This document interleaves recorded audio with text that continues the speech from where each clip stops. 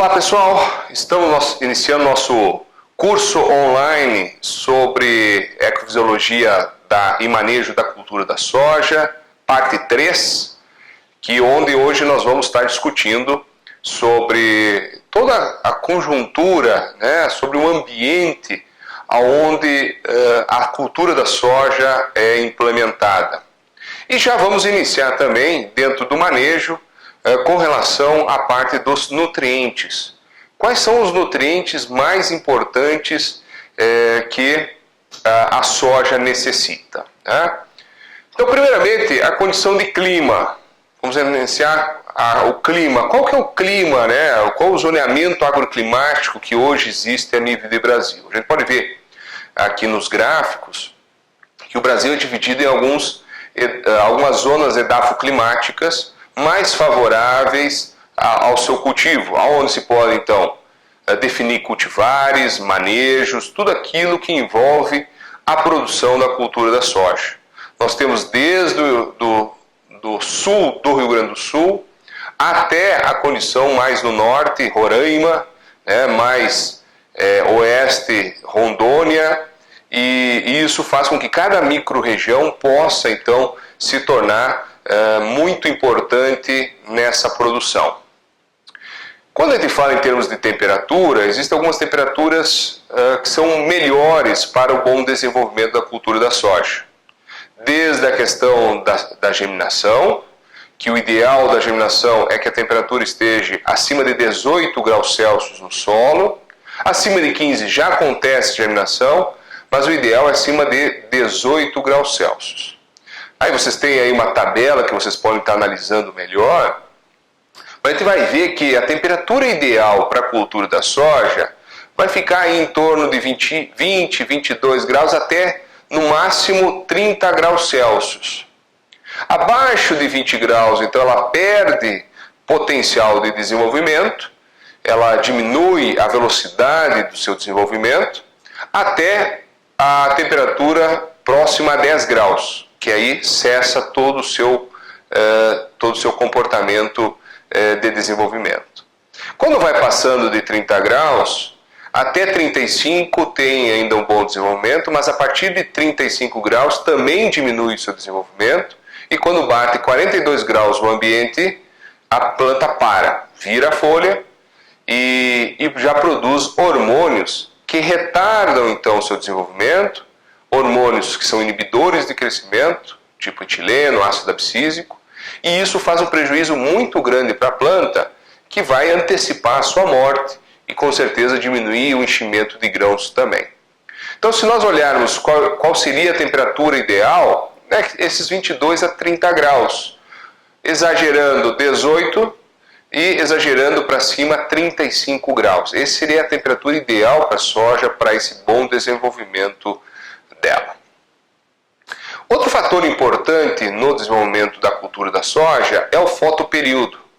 O fotoperíodo define o momento de florescimento, que vai iniciar o processo de florescimento da cultura.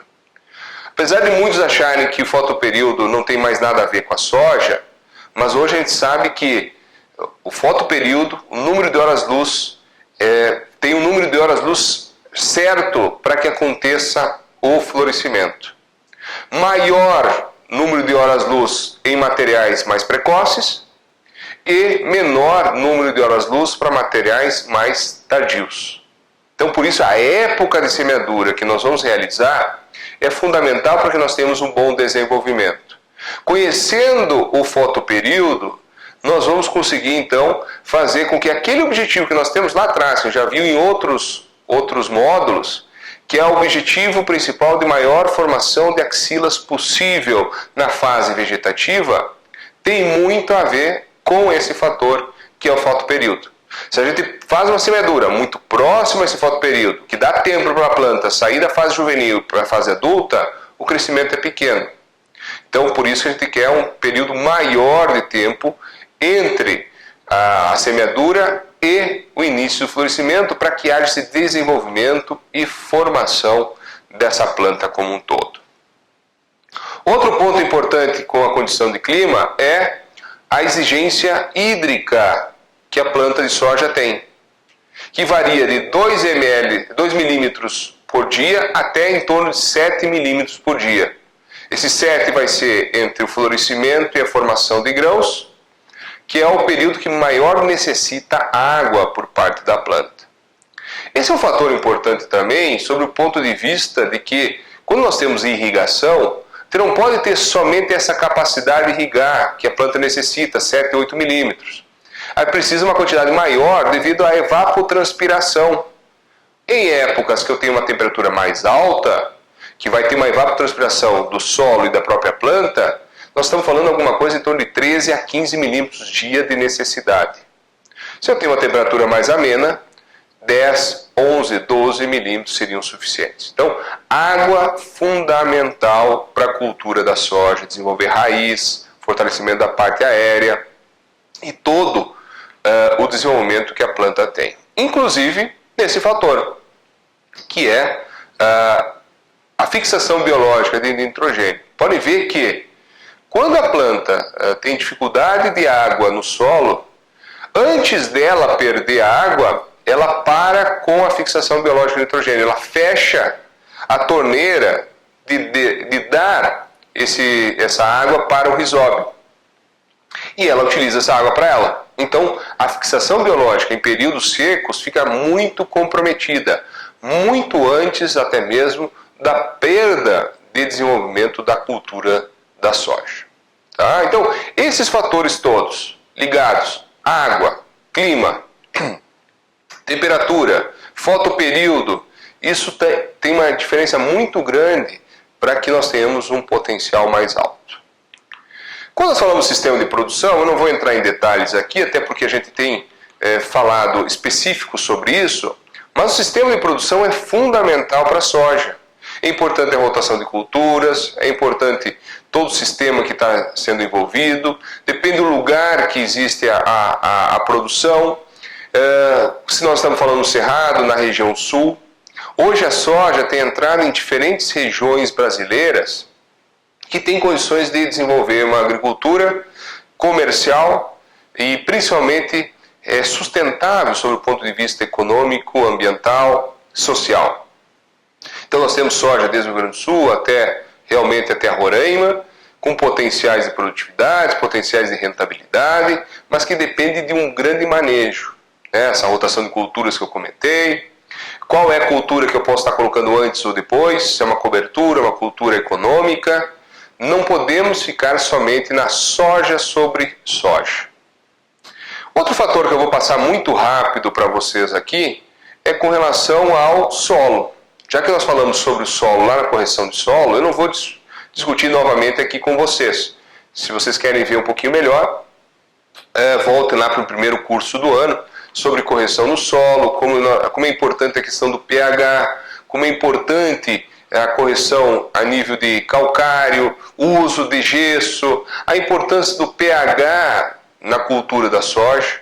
Então a gente busca ter um perfil adequado de solo, que esteja equilibrado, que é justamente um cálcio de 45% a 55% na CTC, que nós tenhamos aí magnésio de 13 a 18, potássio de 3 a 5, lembrando que nós temos uma grande exportação de potássio, como nós vamos ver aí. Nós precisamos ter o perfil pelo menos 20 centímetros, não precisamos mais de 40 centímetros desse perfil formado, para que tenha formação de raízes e, consequentemente, uma boa absorção de nutrientes. Tá? Eu quero discutir com vocês um pouquinho mais a respeito dos nutrientes. Quais são os nutrientes mais importantes? Como que nós fizemos essa aplicação? Qual a necessidade da cultura da soja? É isso que eu quero discutir um pouquinho mais com vocês nesse momento. Macronutrientes. Todos os macronutrientes são importantes para a cultura da soja. Cálcio, magnésio, potássio, fósforo, nitrogênio e enxofre. Dentre os micronutrientes são 5 os mais importantes, que eu quero discutir mais com vocês também durante o dia de hoje, que é molibdênio, manganês, boro, zinco e muitas vezes o cobre. Tá? Esses 5 são os mais importantes. Não quer dizer que os outros não sejam importantes, também são, mas esses 5 eu prefiro gastar energia com vocês para a gente poder fazer uma boa nutrição. Os outros têm menor importância. Até porque, se nós olharmos aí, né, desde a lei do mínimo, a importância de cada um desses nutrientes que estão aí. Como nós já discutimos a questão dos nutrientes, especificamente, né, num curso que nós falamos dos macro, micro, a importância de cada um, eu vou fazer mais o posicionamento de manejo dos nutrientes na cultura da soja. Como que eu vejo que é importante nós manejarmos? Vocês vão ter aí todas as informações de marcha de absorção, toda a necessidade que a cultura tem em termos de extração e exportação, a necessidade dos teores nas folhas, mas principalmente o manejo de cada um desses nutrientes na cultura, que é isso que eu quero discutir um pouquinho mais com vocês no dia de hoje. Então vamos iniciar com o nutriente cálcio. Cálcio nós buscamos aí de 45% a 55% na CTC. Baixo cálcio faz com que haja má formação da parede celular, má formação de pontos de crescimento da cultura da soja. A planta não tem capacidade para a formação de raízes normalmente, né? Vocês têm aí a marcha de absorção dos nutrientes, nossos ensaios de 2014 a 2016, para 2017, onde nós realizamos aí a quantidade de nutrientes que a planta necessita. Vocês podem ver que uma boa quantidade, a maior parte do cálcio estão nas folhas, e depois caule, flor e grãos é muito parecido entre eles a quantidade, os teores, mas a maior quantidade estão nas folhas. Então quando cai a folha, se perde esse cálcio também por parte da planta, né? Vocês estão vendo aí a quantidade de extração e exportação. Coloco o material aí, todos esses números, para a gente não ficar muito pequenininho aqui no vídeo, né? Vai ter o material todo para vocês poderem observar. E os teores nas folhas, que são importantes também.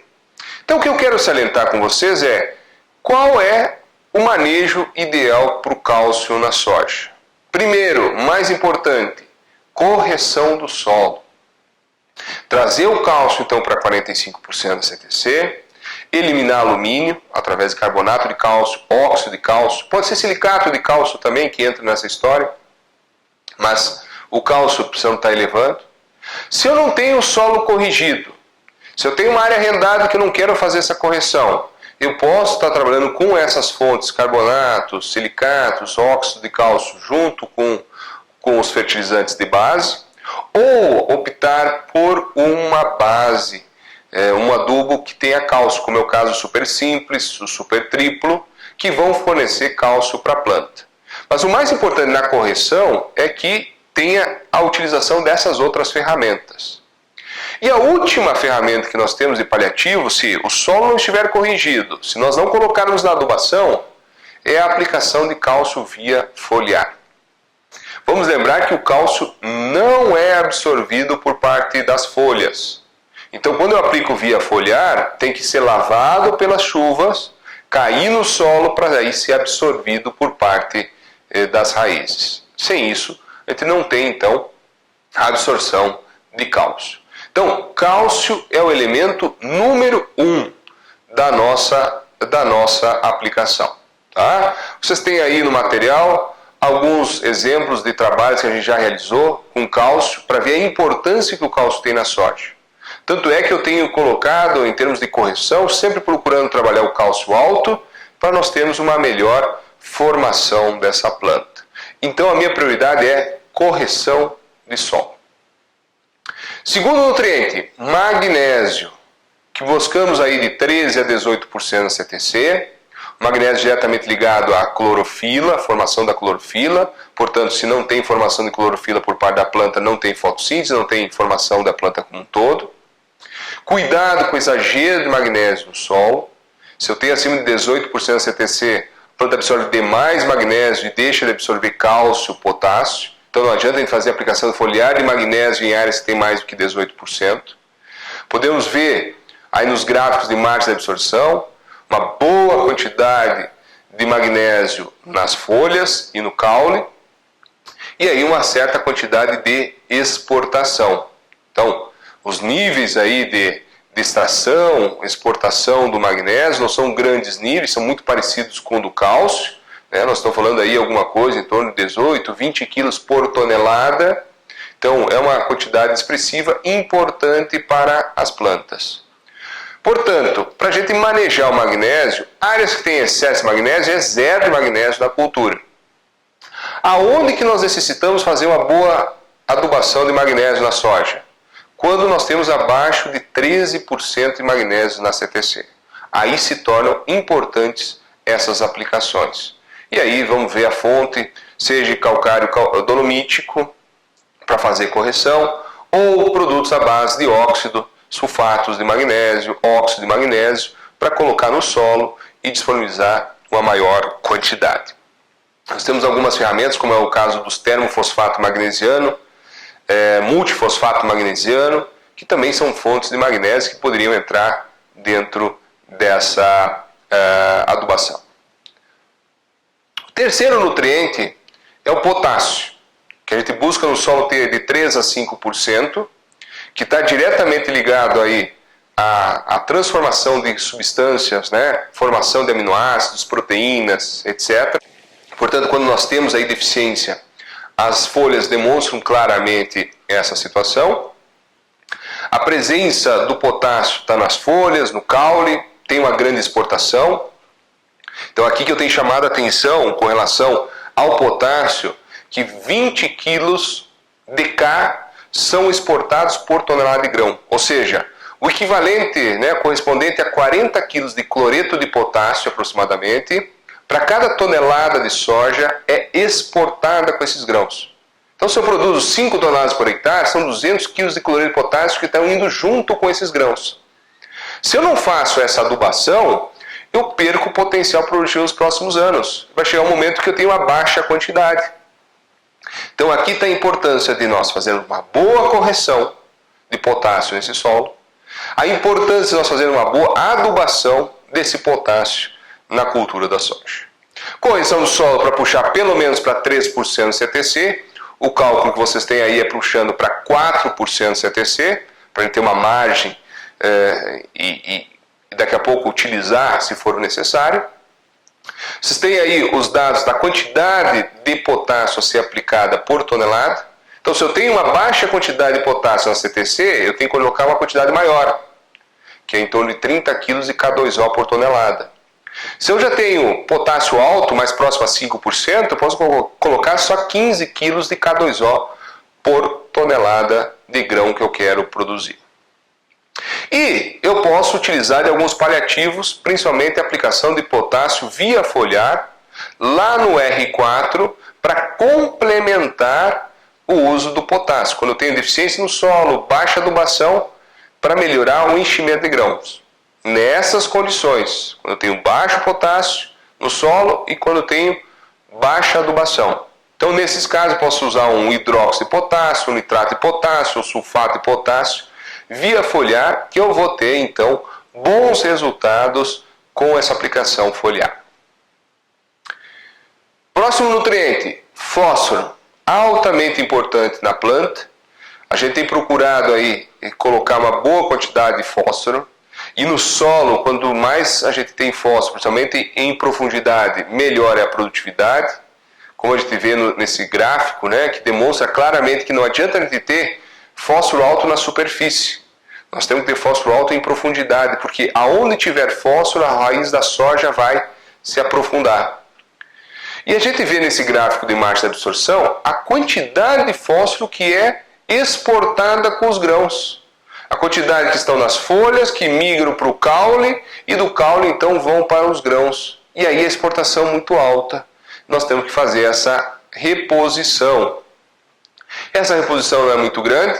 Nós estamos falando de aproximadamente 8 kg de P, né? Então, normalmente a gente faz uma boa adubação, procura trabalhar com uma boa quantidade, procurando primeiro o fósforo estar médio para alto no solo e trabalhando aí ao redor de 15 kg de P2O5 por tonelada de grão que eu quero produzir.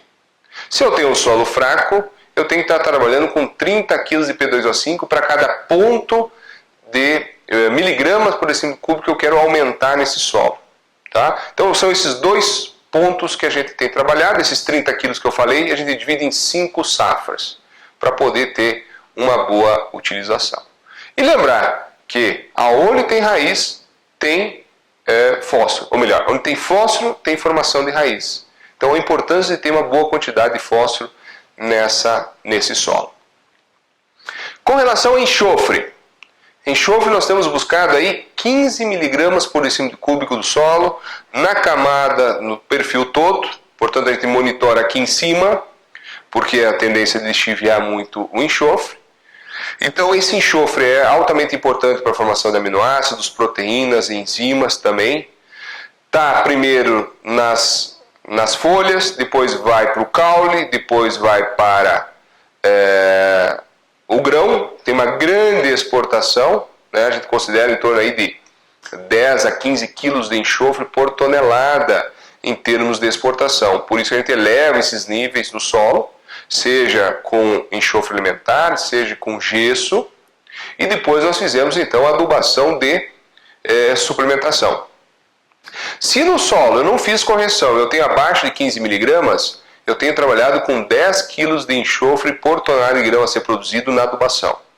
Se eu já tenho acima de 15, eu tenho trabalhado em torno de 5 quilos de enxofre para cada tonelada a ser produzida. Podendo ser na forma de sulfato ou na forma de enxofre alimentar, como nós temos alguns resultados aí que vocês podem ver no material, que a gente pode estar utilizando tanto na forma de enxofre alimentar como na forma de sulfato, que nós vamos ter bons resultados. A única diferença é, quando eu trabalhar com enxofre alimentar, eu procuro trabalhar com a aplicação pelo menos 30 dias antes da semeadura. E o último macronutriente é o nitrogênio. Nitrogênio, não adianta a gente ficar olhando os níveis do solo, nós precisamos dar boa quantidade de nitrogênio. E nós temos uma sorte, que nós temos a fixação biológica, né? Nós temos o bradyrhizóbio, o eucane, né?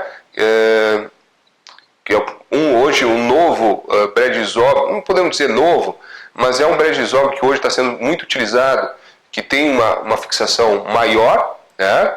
Então a gente procura sempre trabalhar com a boa inoculação, mas quando a gente trabalha com inoculação, nos primeiros dias de desenvolvimento da soja, o bradyrhizóbio não fornece nitrogênio para a planta de soja. Por quê? Porque a soja precisa primeiro formar raízes, ter o contato da bactéria com essa raiz, que leva então esse processo de 7 a 15 dias.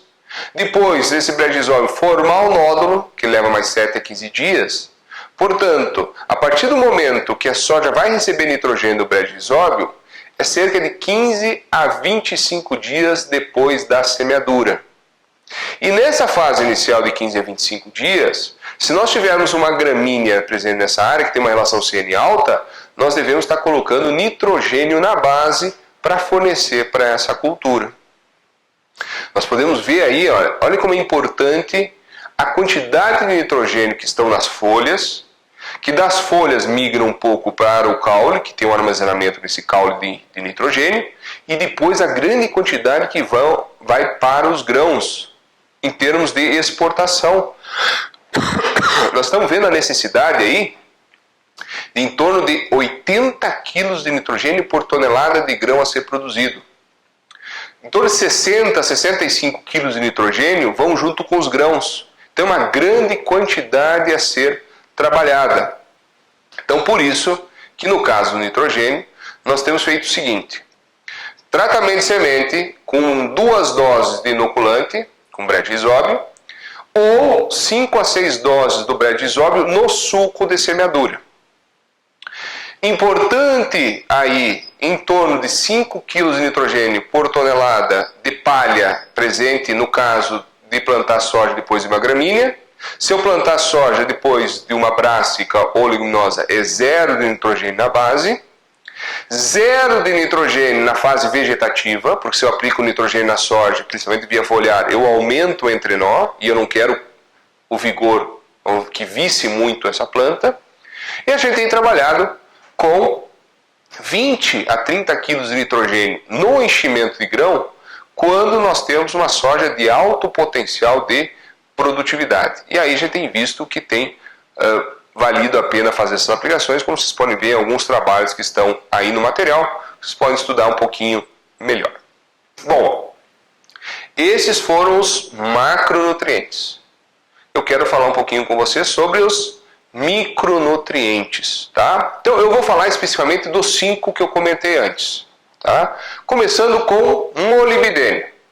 Que o molibdênio está diretamente ligado ao aproveitamento do nitrogênio, seja por parte do rizóbio, pré-rizóbio, ou seja pela transformação que existe na raiz, né, quando a planta absorve nitrato e precisa transformar para nitrito, o molibdênio está diretamente ligado a esse processo.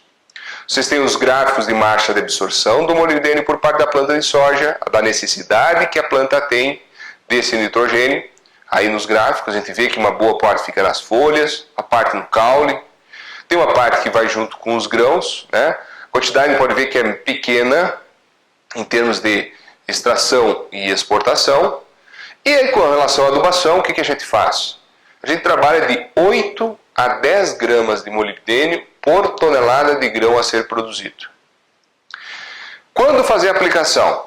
Se eu estou numa área nova, eu quero uma parte dessa quantidade de molibdênio via tratamento de semente, que não possa passar de 20 gramas, 15 a 20 gramas na tratamento de semente, e o restante vai via foliar.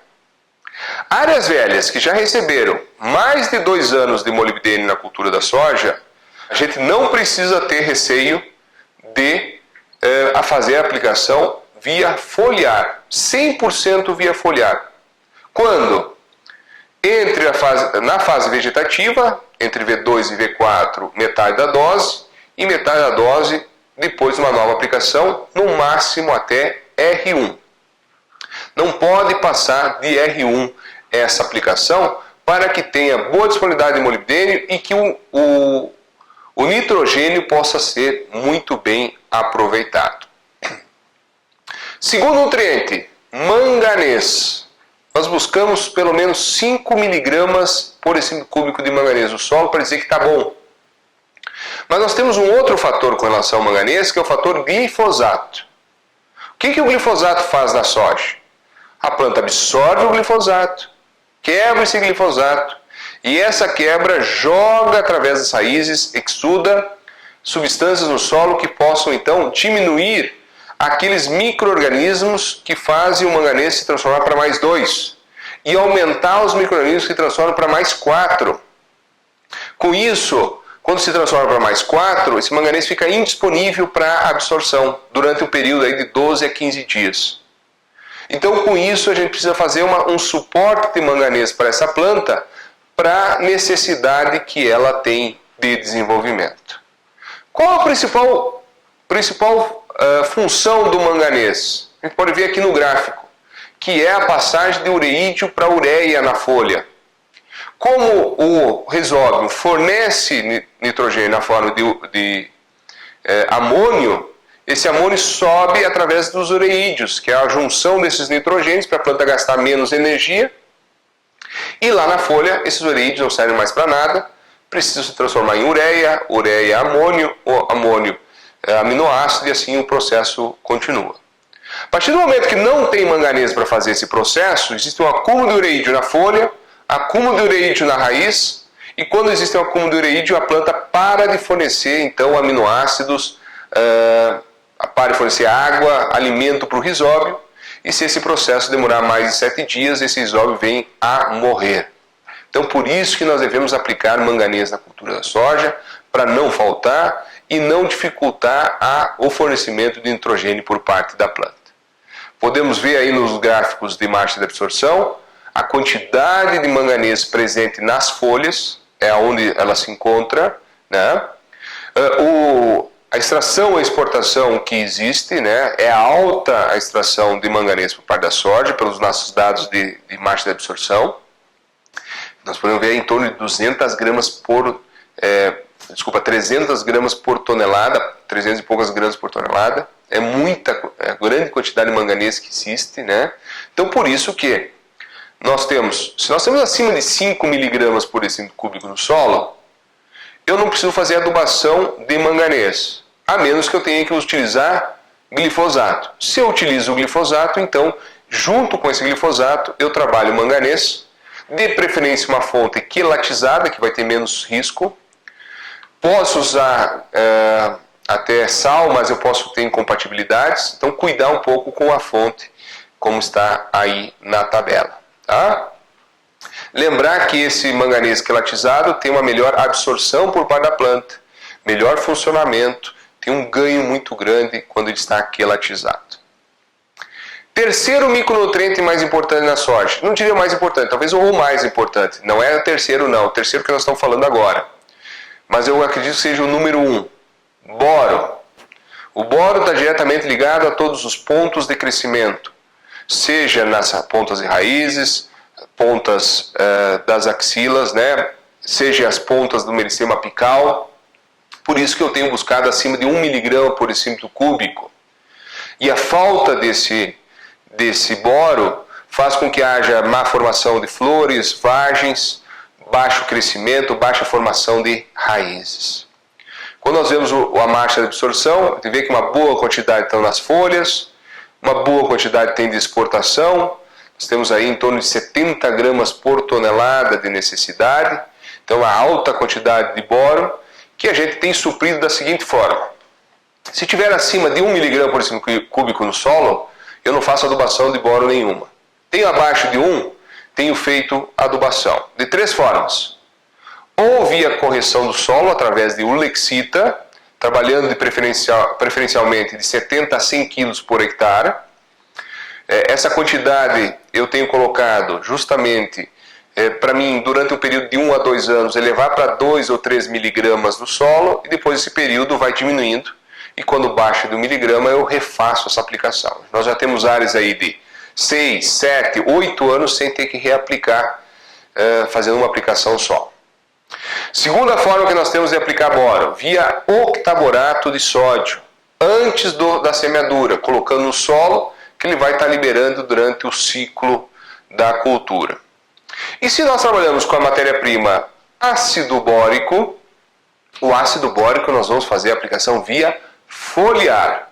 Mas nós temos que pegar essa dose e dividir em 3 aplicações.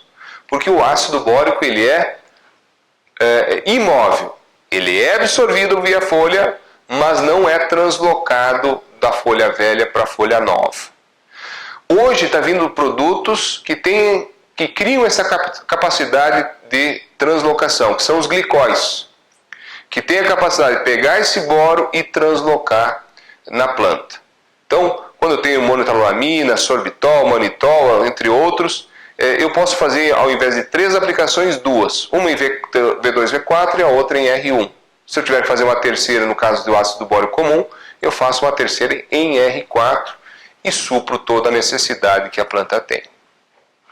O quarto micronutriente é o zinco, que os nossos últimos trabalhos têm demonstrado que no solo a gente precisa ter pelo menos 5 mg por decímetro cúbico. Se eu tenho abaixo de 5 mg, eu preciso fazer adubação. Se eu tenho acima de 5, eu não preciso fazer adubação. O zinco está diretamente ligado à formação do hormônio auxina. Então, para que haja a transformação do triptofano, aminoácido triptofano, em auxina, é a presença do zinco. Faltou o zinco, não tem esse crescimento adequado. Podemos ver aí a grande quantidade de zinco nas folhas e principalmente a exportação. Que a exportação é muito parecida com a quantidade exportada de boro. Então, por isso, fazer essa reposição de zinco é fundamental. De que forma? Tem feito aplicações foliares na fase vegetativa, preferencialmente com produto quelatizado, que seria em torno aí, mais ou menos de 20 a 25 gramas de zinco por tonelada de grão a ser produzido. Então, essa quantidade é suficiente para as necessidades da cultura da soja. E o último nutriente que eu vou comentar com vocês é o cobre. O cobre, a gente precisa no solo pelo menos 1 mg por decímetro cúbico. E existe menos de 1 mg em áreas com baixa matéria orgânica. Como o cobre está diretamente ligado a algumas transformações químicas na planta, né? Por isso eu não estou entrando em detalhe de nutriente por nutriente, porque nós já vimos isso lá atrás. A gente vê a necessidade do cobre nas folhas, no caule, a quantidade que é exportada é uma quantidade interessante. Então vocês podem ver aí a extração e exportação. Se eu tenho uma baixa quantidade no solo, vai faltar para essas transformações químicas. Então por isso que, como que a gente tem suprido o cobre na cultura da soja? Quando tem abaixo de 1 mg por decímetro cúbico no solo, sendo feito aí aplicações em torno de 20 a 30 gramas de cobre por hectare, quando está esse cobre quelatizado. A preferência é cobre quelatizado. Se for na forma de sulfato de cobre, nós podemos estar utilizando quase o dobro dessa quantidade. Solos que têm acima de 1 mg por decímetro cúbico de cobre não necessitam aplicações de cobre. Então vamos lembrar assim, ó, que manganês, zinco e cobre podem ser feitas aplicações foliares na fase vegetativa. E é melhor que aconteça em duas aplicações. Uma primeira em V2 e V4 e a segunda, no máximo, até o R1. Com isso, nós temos uma excelente adubação. Tá ok, pessoal? Encerro aqui com um resumo muito grande dessa necessidade que nós temos dos nutrientes na cultura da soja. Todo o material está disponível aí para vocês e qualquer dúvida vocês podem entrar em contato direto comigo. Grande abraço a todos e até o mês que vem.